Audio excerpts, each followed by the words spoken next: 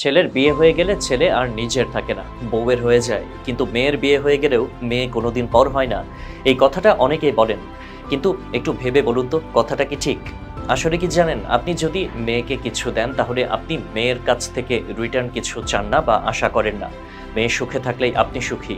আপনি কখনো এটা তুলনা করেন না যে আপনার মেয়ে আপনার চেয়ে কত ভালো বা সুখে আছে।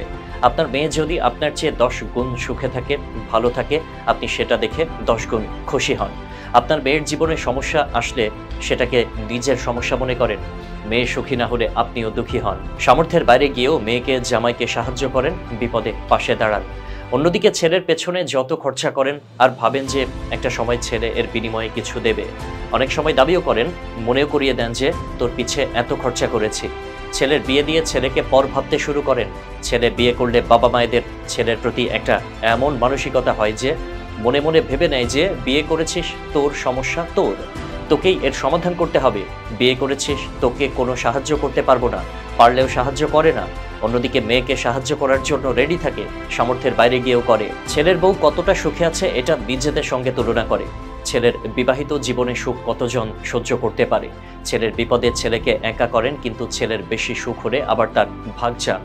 আসলে মেয়ের কাছ থেকে কিছু আশা করেন না, কোনো দায়িত্ব আরোপ করেন না। তাই মেয়ে যদি 5% কিছু দেয়, আপনি ভাবেন মেয়ে আমাদের কথা অনেক ভাবে।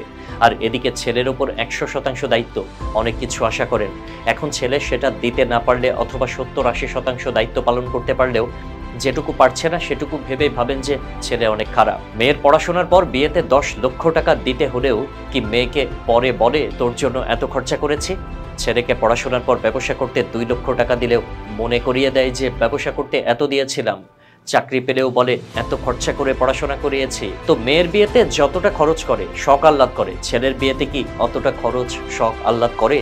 আচ্ছা বলেন তো, মেয়ে জামাইকে যতটা সম্মান, গুরুত্ব, ভালোবাসা দেয়, ছেলের বউকে কি এতটা সম্মান, গুরুত্ব, ভালোবাসা দেয়?